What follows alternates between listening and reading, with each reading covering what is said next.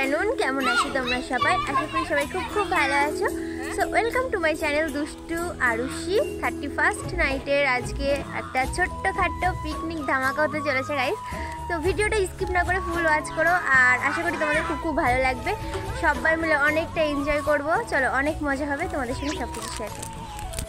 এই দেখো পিকনিকের সব তোড়জোড় চলছে, জ্বালানি কাটা হচ্ছে। এই দেখো সব ঝাটপাট দেওয়া হলো, এখানে যে সবাই খেলাধুলা করছে। এটা হচ্ছে আমাদের পিকনিক স্পট।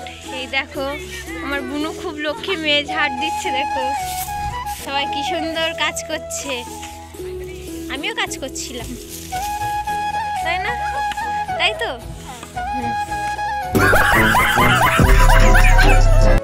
গাইস দেখতে পাচ্ছি এখানে উনুন লেপা হচ্ছে। এবার সবাই গুছিয়ে টুছিয়ে আসবে, তারপরেই পিকনিক স্টার্ট করা হবে। মানে সকাল সকালই স্টার্ট করব আমরা। সো দেখো গাইস, ফাইনালি আমাদের সব কিছু কাটা কুটি কমপ্লিট, ময়দা মাখা সব কিছু কমপ্লিট, সবজি টবজি কাটা, তারপরে বুটটাও সেদ্ধ করতে দিয়ে দিয়েছি আমরা এখানে। চলো দেখতে থাকো। তারপর কিন্তু গাইস হয়ে গেছিলো রাত, আর তারপরে আমরা ডুমের ব্যবস্থা করি, আলোর ব্যবস্থা করি। তো দেখতেই পাচ্ছ এখানে সব কিছু তোড়জোড় চলছে, আর সবার মাঝখানে এত চেঁচামেচি হচ্ছিল, আমি কোনো কথা বলতে পারছিলাম না। তারপর গাইস এখানে পকোড়া বানানোর জন্য আমি পেঁয়াজ, ধনেপাতা, বেসন, তারপরে মিট মশলা, তারপরে আদা বাটা এসব দিয়ে একটা ডো তৈরি করছিলাম। তো আজকের মেনুটা তোমাদেরকে বলে দিই। আজকের মেনুটা হচ্ছে পেঁয়াজি ধনেপাতার পকোড়া, এবং হচ্ছে তোমার লুচি, ঘুগনি, আর হচ্ছে 7 আপ। মানে আমরা একটা সিম্পল, মানে ছোটোখাটো, বাচ্চারা তো বিরিয়ানি, চিকেন কষা, ফ্রাইড রাইস এগুলো তো সবাই করে। সো আমরা একটু অন্যরকম করার চেষ্টা করেছিলাম, যেটা পিকনিকে সহজে করে না কেউ। তো চলো দেখতে থাকো। তারপর গাইজ এদিকে বৌদিরা লুচি ভাজছিল, কেউ কেউ বেলছিল, অনেকে অনেক হেল্প করে দিয়েছে, কারণ ওদের সব ছোট ছোট বাচ্চারা ছিল, আর বড়োর মধ্যে আমিই ছিলাম। সেই জন্যে বৌদিরা সব কাজ করে দিচ্ছিল, কারণ ওদের ছোট ছোট বাচ্চারা তো কাজ করে দিতে পারবে না। তো সবাই অনেক অনেক হেল্প করেছে। আর আমি এইদিকে হচ্ছে বুটটা সেদ্ধ করে তারপরে হচ্ছে ঘুগনিটা রান্না করছিলাম, এদিকে আমি একাই। যেহেতু একটা খেলার মাঠ ছিল ছোটোখাটো, সেই জন্য সবাই র্যাকেট খেলা করছিল ছেলেপিলেরা, আর আমরা এদিকে কাজ করছিলাম। আর কি বলো তো, আমি ছোটোবেলা থেকে এই মাঠেই খেলে বড় হয়েছি।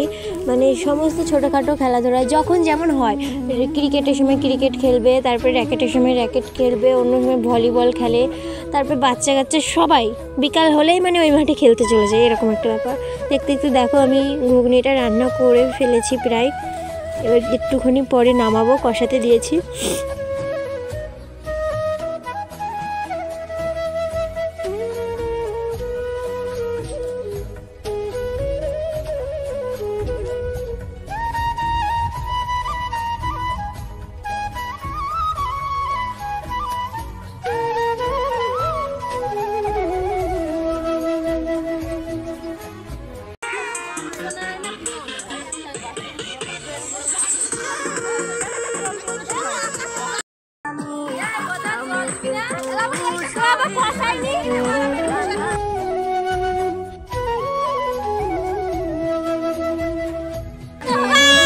Very good.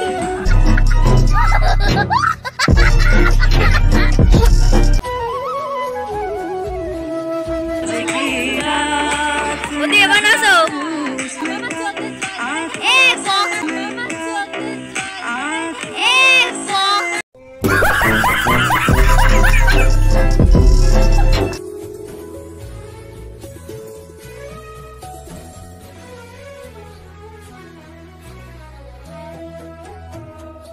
আমার রান্না প্রায় শেষ, আর সব কিছুই প্রায় কমপ্লিট। আর এখানে আমাদের 4 জায়গায় পিকনিকের বক্স বাজছিল, আর সবাই বলছিল যে তুই যা নাচতে। আমি বললাম যে না, বাচ্চারা সবাই নাচ করছিল বক্সে, মানে গান বাজছিল আর বাচ্চারা সবাই নাচ করছিল। আমি বললাম যে না, আমি যাবো না। বৌদিরা বলছিল যে যা, আমি রান্না করে দিচ্ছি, আমরা সবাই মিলে। তাই বললাম যে না, বাচ্চারা নাচ করছে, করুক। তারপরে গাইজ আমরা খাওয়া দাওয়ার ফুটেজটা না নিতে পারিনি, কারণ আমি একা হাতেই দেওয়া থাওয়া করছিলাম। তো আমরা ভেবেছিলাম রাত 12টা পর্যন্ত থাকবো। চলো গাইস বাচ্চাদের খাইয়ে দিয়ে বাড়ি পাঠিয়ে দিই, তারপরে আমরাও খেয়ে দিয়ে তারপরে আসছি। 2025 যেন সবার খুব ভালো কাটে, কারণ 2024 আমার খুব খারাপ কেটেছে। কারণ 2024 সালে জানুয়ারি মাসে 22 তারিখ যেদিন রাম মন্দির উদ্বোধন হয়েছিল, সেদিন আমি আমার সব থেকে কাছের প্রিয় বান্ধবীকে সারা জীবনের জন্য হারিয়ে ফেলেছিলাম। গাইস আর 1 মিনিট বাকি, সবাই মিলে একটু বলো হ্যাপি নিউ ইয়ার 2025।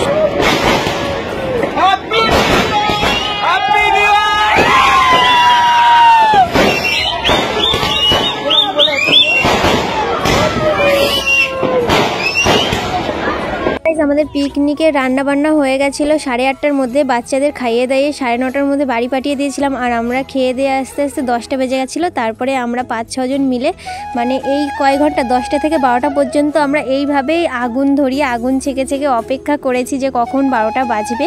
তো এইভাবেই আর কি আমরা টাইমটা পাস করেছি সবাই মিলে গল্প করে। আমি, আমার মা, আমার ভাই ছিল, বোন ছিল, একটা ভাইজি ছিল আর একটা মামি ছিল, আমরা এই কয়জন মিলে ছিলাম। তো চলো পরের দিন সকালবেলা কথা হচ্ছে। এই ঘুগড়োটা আমাদের পিকনিকে থালা বাসন চাটতে এসেছিল। ঘুগনিটা এত টেস্টি হয়েছিল যে ও খেতে চলে এসেছিল পরে।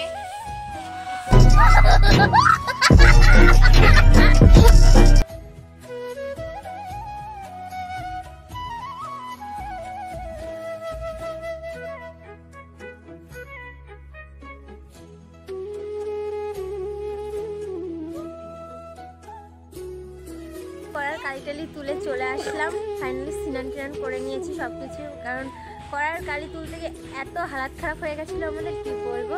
তো সবাইকে জানাচ্ছি নতুন বছরে অনেক অনেক শুভেচ্ছা, ভালোবাসা।